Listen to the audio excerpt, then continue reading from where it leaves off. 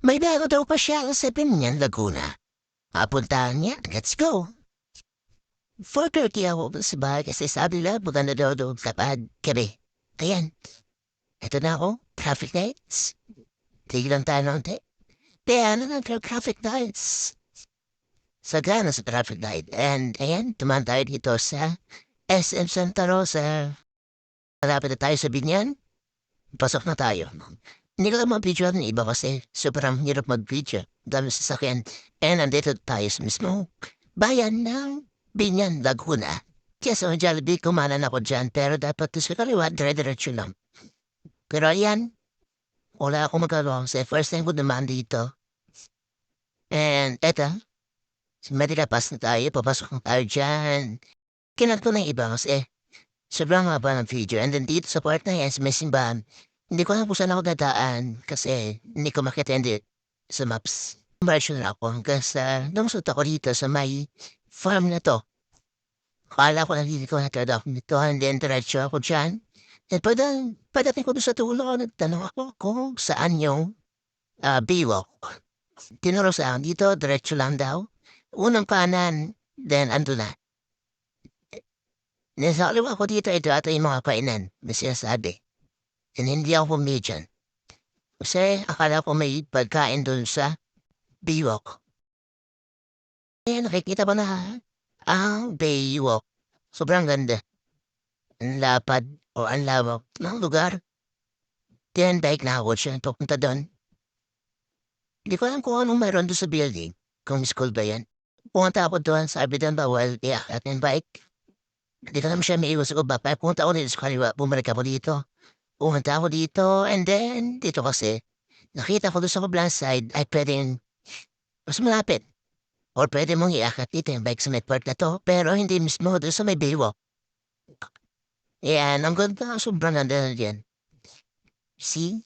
Yung sunset, sobrang ganda. Presko ng hangin. Ang lawak talaga ng lugar. Sobrang, linis. Hindi ko alam kung anong gagawin dito sa side na to. Ako may itatayo dyan. Kaya may nagkukupay sila or baka magtatanim ng puno. After nyan, kita ko dyan sa may biwak na yan. Yung bike ko iniwa ko lang sa may or sa may hagdan.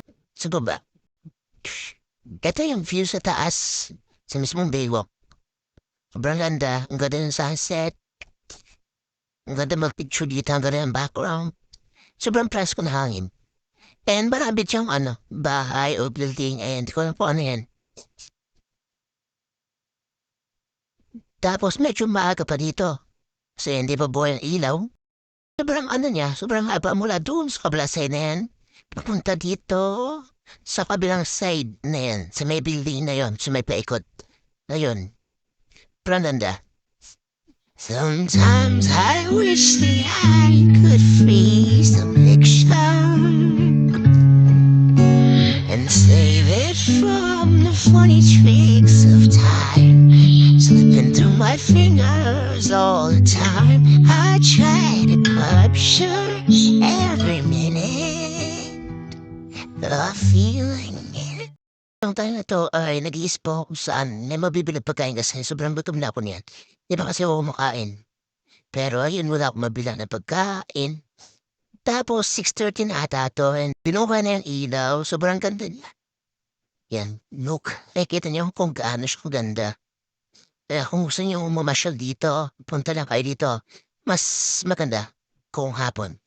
Kasi kapag umaga, patanghali, sobrang init dito kasi wala kang sisilungan o lang kahoy. Kaya mas maganda talaga sa hapon.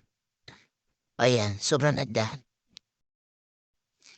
Ayan, uwian na kasi wala naman tayong kadate. Nakakahili kasi yung mga may kadate dito joke lang. San kaya kung may mapipiling pagkain kasi sobrang gutom na ako.